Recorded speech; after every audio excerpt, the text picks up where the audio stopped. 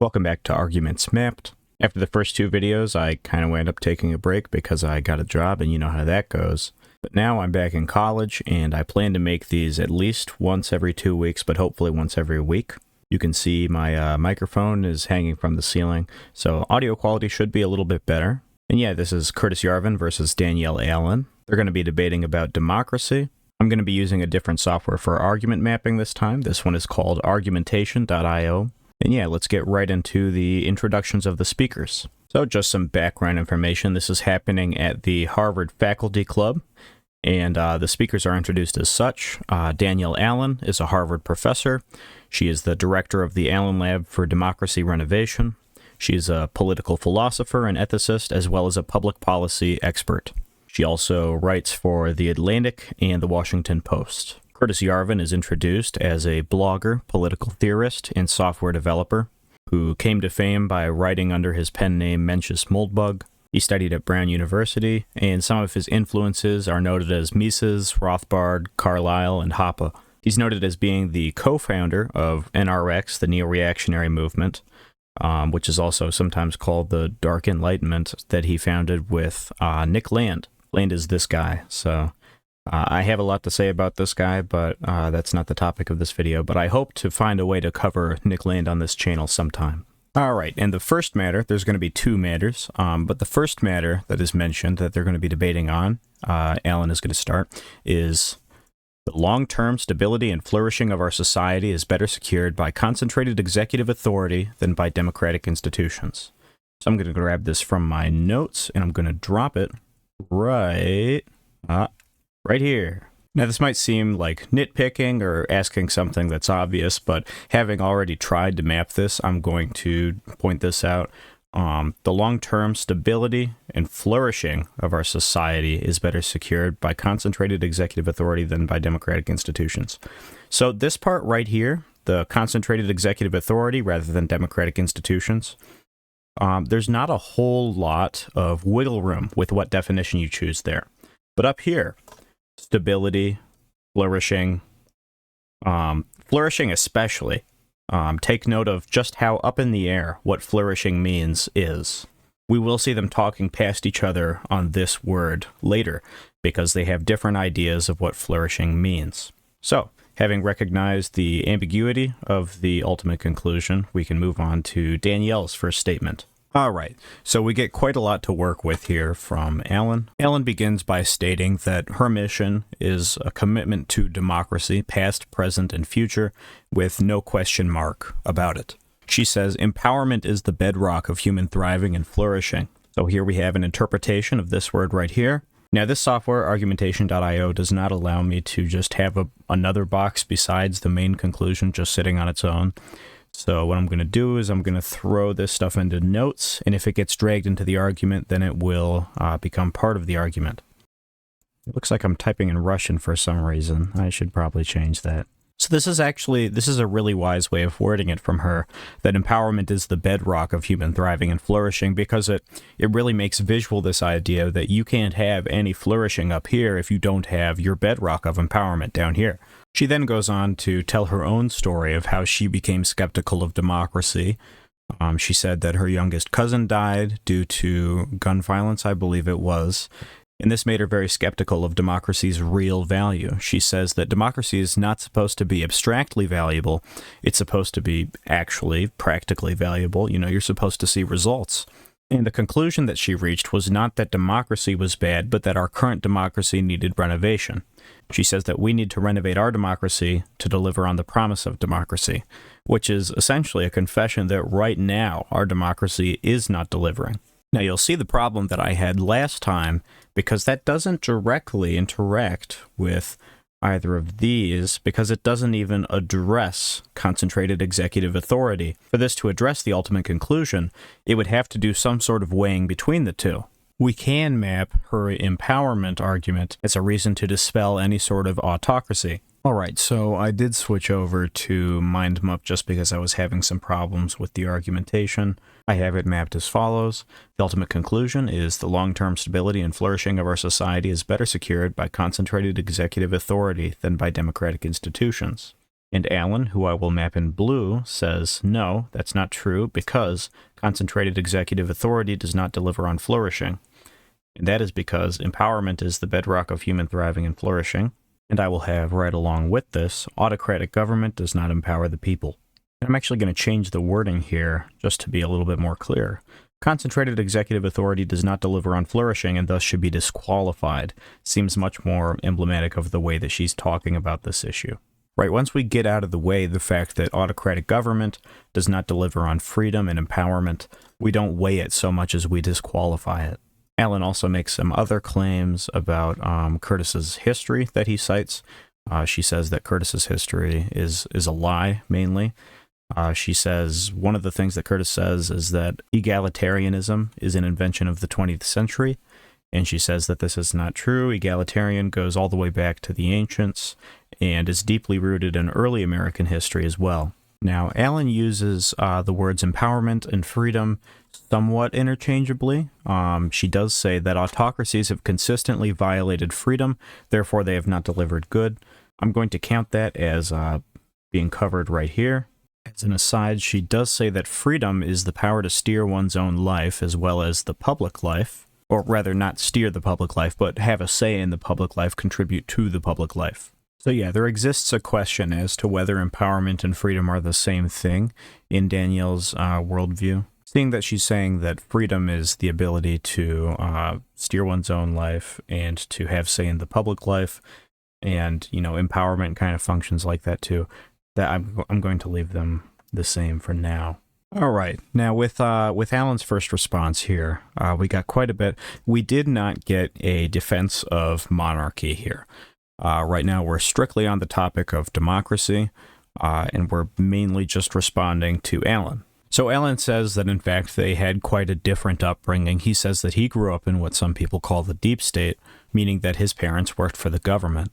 And he says that our system doesn't have much to do with the abstractions that Alan is talking about, democracy as a virtue and such. And he says that Alan should question her faith to democracy, seeing that we haven't seen the results that she's looking for. His criticism is essentially that Danielle Allen is defending democracy out of the results that it hasn't yet produced. He references an essay by Burnham in a book called The Machiavellians, which is about Dante, like Dante's Inferno, Dante. And it's a criticism of Dante's political philosophy because it just works in abstractions and it doesn't deal with the reality of the situation. And he's essentially using this to say that Alan is doing a similar thing. So I will have this down as this: democracy does not deliver on its abstract promises, and therefore the long-term stability and flourishing of our society is better secured by concentrated executive authority than by democratic institutions. Now, Yarvin's character critiques of Alan aren't really relevant to the actual discussion here.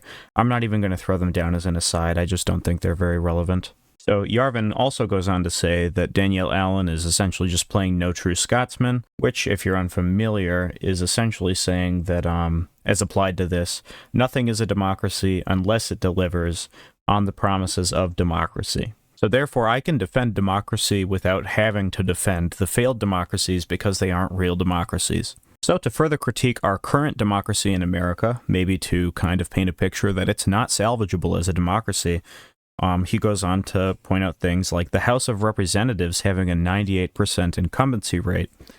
And he's kind of begging the question, does this really look like it's representing the people? There's a lot of people that aren't in the House of Representatives and don't have lineages in the House of Representatives. That's most people. Does that 98% incumbency rate really represent democracy? He says it seems like a buffer against democracy. And then he ends by saying that we should focus on the definition of democracy, which would be very helpful.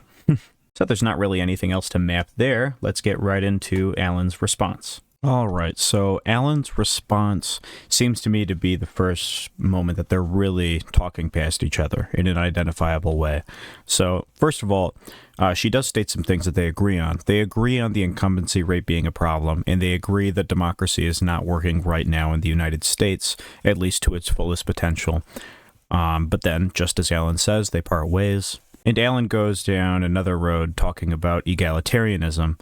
And she brings up that Yarvin says human difference is fundamental and biological, and says that we should organize our societies with that in mind. Alan tries to say that because Yarvin acknowledges human difference, he also acknowledges human equality. She says egalitarianism precedes human difference, and that we can talk about human difference only because of human equality. And to do this, she says that within human difference, we have the category of human, and the fact that we acknowledge that we are all human is grounds for her egalitarianism. I'm sure you can tell I don't really buy this. This feels like a bit of a linguistic trick.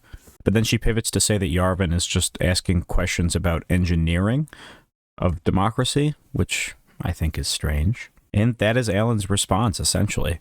As to whether any of this stuff can get mapped, not really. No, none of this stuff really has anything to do with the argument. All right, now Yarvin's response actually brings multiple of the things that Alan said actually into the argument, so they will become mappable now. First of all, he says that Alan is speaking in unfalsifiable abstractions, and then he points to the duality of how one can interpret the statement that all human beings are created equal. He says that you can view it kind of as a philosophy or a faith, or you can view it as an empirical statement.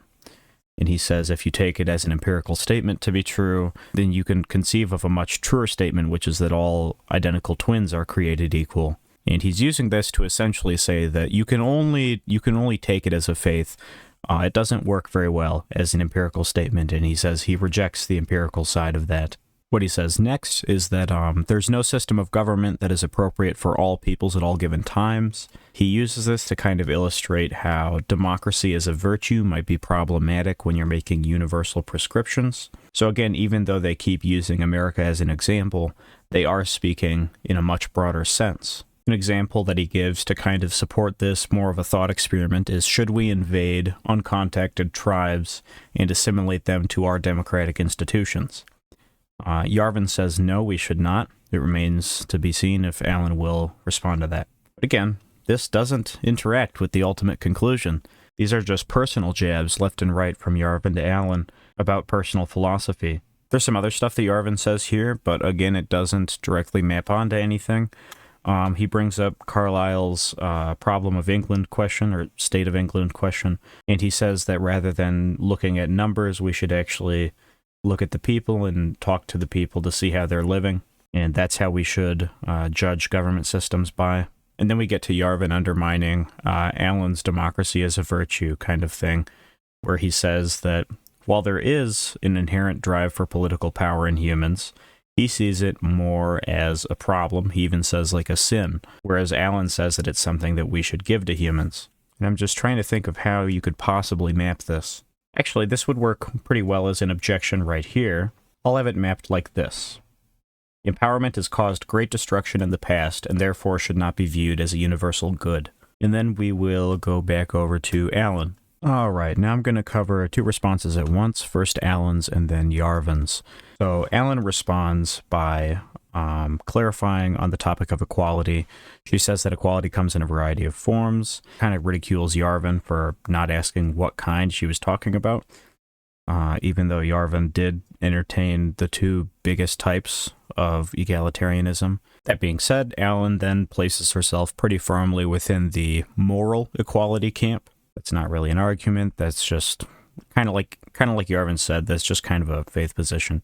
And then she says that Yarvin was making a mistake when he didn't distinguish between the desire to dominate and the desire to be politically involved. So this is kind of Alan agreeing with Yarvin's objection here, that empowerment has caused great destruction in the past and therefore should not be viewed as a universal good. But she's also narrowing her position by saying that we should empower the desire to be politically involved, but not the desire to dominate. And then we bounce over to Yarvin, and Yarvin immediately makes the new socialist main critique, where he says that it is just not practical to have people suppress their desire to dominate. It's just not going to happen. And this is kind of where we actually get the first nudge in the positive from Yarvin towards his autocracy, where with the autocracy, the desire to dominate is suppressed by the government. In monarchies, as opposed to democracies, the government has an oppressive hold on the people that makes it very hard for them to exercise their will to dominate others, which is a limitation that doesn't exist in democracy, at least not in the same capacity. So I'm actually going to note this as an argument in the positive from Yarvin for his monarchy. And I'm going to have it written like this, that monarchy better suppresses those desires in humans that are harmful. Yarvin also goes on to criticize Alan's idea of essentially humanity and therefore human equality by saying that you wouldn't extend moral equality to a chimpanzee, even though we're in the same family. Alan then says that you would have quite a problem trying to distinguish between what is human and what isn't human if archaic species of humans, such as like Homo habilis or Homo erectus, were still around. And he says that the reason that humanity can't be a Boolean quality is because that would mean that there once was a mother who was not human who gave birth to a human, which seems nonsensical. Yarvin advocates for a scalable moral equality amongst humans. The extent to which he sees difference in moral equality of humans living today, he doesn't get into. He then goes on to talk about the three basic forms of Aristotle's government, and he characterizes them as authoritarianism, meritocracy, and populism. And he issues a critique of meritocracy because they're at Harvard and they want to discuss Harvard in the debate. His critique of meritocracy is that it's very unaccountable. And he goes on to talk about Anthony Fauci inventing COVID, which is a bit of a strange aside, but maybe one day I'll map a debate on that. I don't know.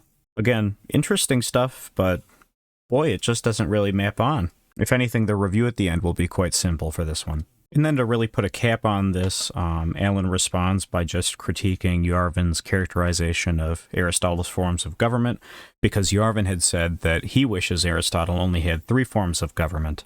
Alan is saying that Yarvin is intentionally suppressing the 6 forms of government because of the distinctions between the good and the bad forms of each government. Alan says that the things that matter to Aristotle for a good government are law, limits, and accountability. And she does say that certain kinds of monarchy can be good within those bounds. And she brings up the British monarchy from the 1800s onwards as being a monarchy that is limited and by Aristotle's standards is good. So then she kind of backpedals a little bit and she says that other forms of government are possible. It's just democracy is the best one for achieving law, limits, and accountability. She says that the lack of law, limits, and accountability is what makes the distinction between tyranny and monarchy. So we have a pretty small argument map this time in comparison to the previous 2 episodes. Part of the reason is they just weren't dealing with the ultimate conclusion all that much, and there was many side tangents. As far as debates go, this was not my favorite. I think it's interesting because it gives me an opportunity to highlight Yarvin, and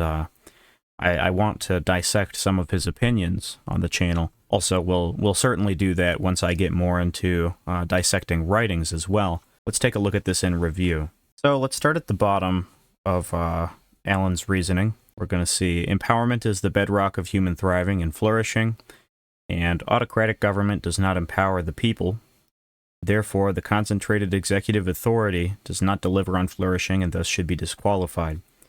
Now, Alan is saying that empowerment has caused great destruction in the past and therefore should not be viewed as a universal good, kind of critiquing the way that Alan is wielding these abstractions as virtues. And I don't know, I wish they went into the topic of flourishing, what counts as flourishing and what doesn't, because they really don't. And so, you know, my flourishing is probably different than your flourishing, and this goes on for everybody, you know. So it's entirely possible that they weren't even talking about the same kind of flourishing. A lot of the problem with this this whole debate is just the language that's used is too vague. Whether it's intentionally vague or not, I'm not really sure. Also, we didn't get any address of stability, you know, which is kind of sad because I feel like on the topic of monarchy versus democracy, there's a lot of discussion to be had about stability, but we did not get anything about stability. One of Yarvin's arguments in the positive is that democracy does not deliver on its abstract promises. Alan would probably say, but it can, and therefore we should keep trying. Keep in mind, Yarvin and Alan agree, essentially, on this, that democracy is not delivering on its abstract promises right now, at least in the States. Yarvin's other argument in the positive is that monarchy better suppresses those desires in humans that are harmful. Alan did not respond to this. If you're wondering why I'm not doing the rest of the debate, it's because the rest of the debate is not so universally applicable. It really just applies to Harvard and Yarvin and Allen's thoughts on institutions and meritocracy, which is an entirely different debate, in my opinion.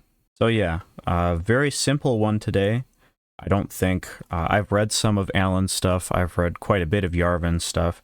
I don't think that this even scratched the surface of the depth that both of them have to offer as writers. So maybe an introductory debate, if that, but this is all we got. So if you like this video, subscribe, like, send it to somebody, and please do tell me how I could improve in the future with the format. Maybe one day I will get a more functional camera, but for now we're still on the computer camera. The audio should be better, and I plan to be back next week with another one mapped. I'm thinking of doing Bill Nye versus Kent Ham. Thank you for watching, have a good day, see you in the next one.